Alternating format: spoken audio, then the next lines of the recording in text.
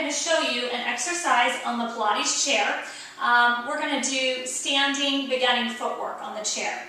So footwork is often done in various ways at the beginning of a Pilates routine to serve as your warm-up, and doing it in standing is a little bit more challenging. It's a bit more difficult. I'm going to be using a chair that has a split pedal. So my pedals are split and they are on the lightest spring setting. If you are using a chair that just has a single pedal and you're not able to split the pedals, then I would recommend putting it on a really light setting. The lighter the setting, you're going to get a little bit more core work, which of course we're after. And let's see, last thing, just with the angle of the camera, I'm not sure if you can visually appreciate what I'll be talking about, so I'm going to show you and I'm going to exaggerate it so you can really see it in my body. So when we press the pedal down to the ground, likely that hip is going to be stuck up in the air. So if we do it from here, then we're not really doing Pilates. What we're doing is just pressing a very lightweight pedal with our leg, and that should be very easy for you.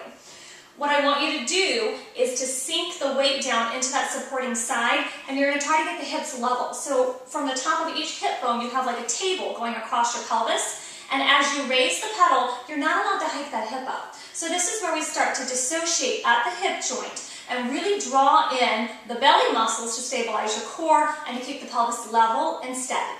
Okay, let's begin. So facing the chair, I'm going to start in my Pilates style stance and just take a moment to ground the feet, to lift up through the top of the head.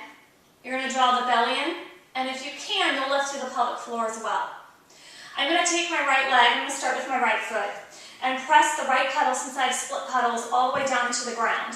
So just as I showed you, you're going to take that hip and sink it down until the hips are level across, and you can have your arms at your sides. If you want to, you can put them on your hips. That might help you tell if they're level and help with balance. They can be in the air.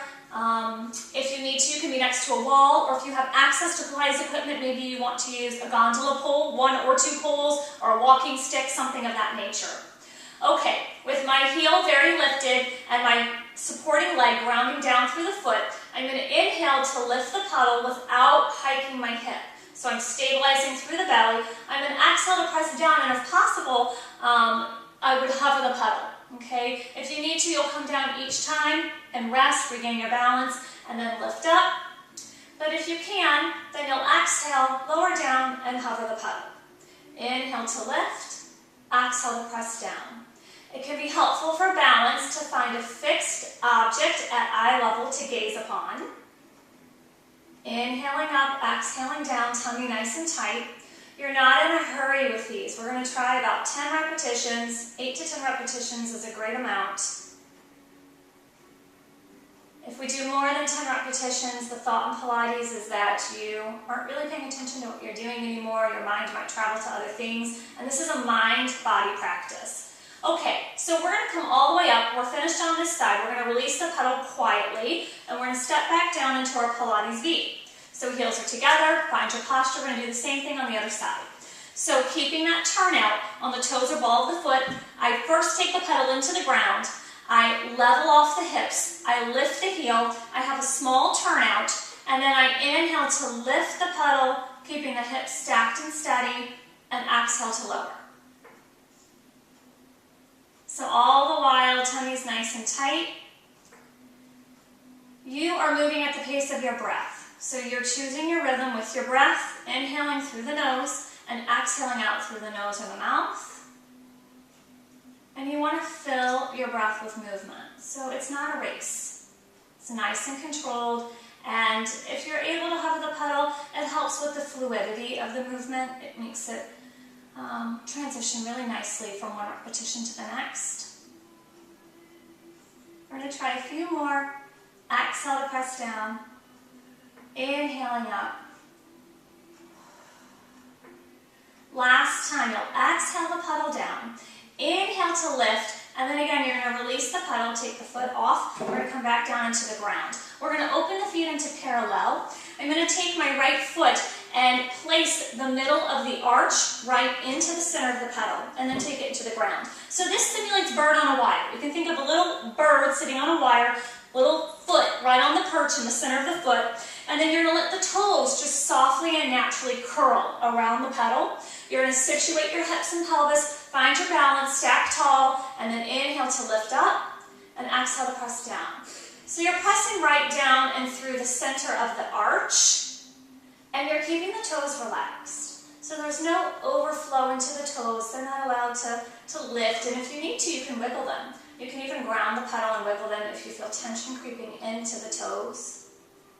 Exhale, lowering down, inhaling to lift. Meanwhile, the toes on your supporting side are nice and spread.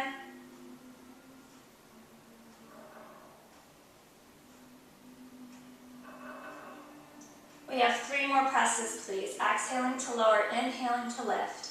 Drawing up and out through the crown of the head. Again, you can play with the position of the arms wherever you feel most balanced. Of course, you want to be safe. You're going to release your pedal, come back down into the ground.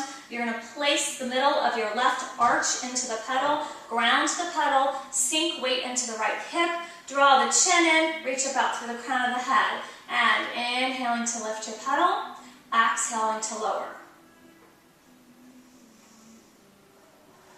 So as the tummy is tight, your inhale is opening the ribs to the sides of the room, and your exhale is knitting the ribs down in towards the center of the body.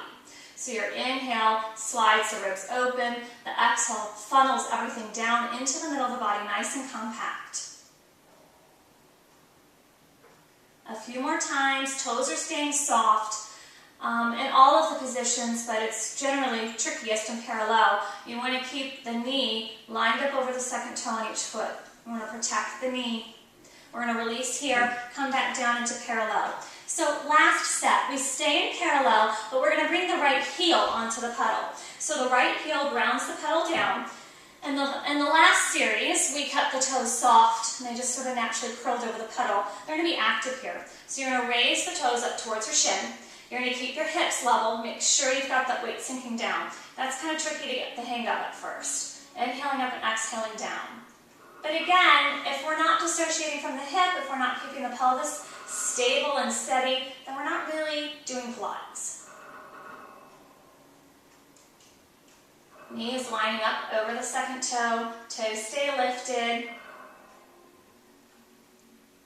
So we do these same positions, lying down on the reformer and on the table. For footwork, we do them seated on the chair.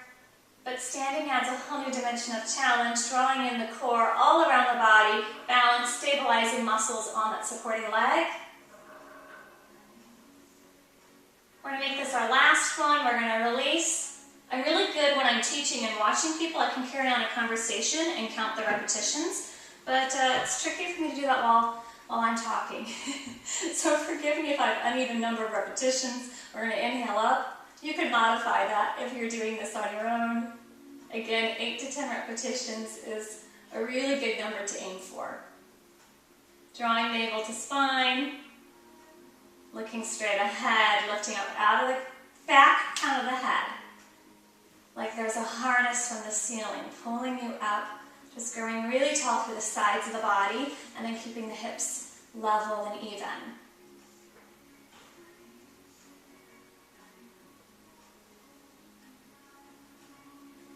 Two more times. We're going to release the pedal here, come back into standing. So that's the 3 positions that I like to do. If you want to add a calf raise, a lot of times I will move into a series of calf raises, either in V, parallel. You can do them pigeon-toed as well, and that's a nice way to end your beginning footwork before you move into your routine, or perhaps you go into the 100 next. Yeah, so that is the way that I like to teach and how I like to execute standing footwork with the split pedal chair.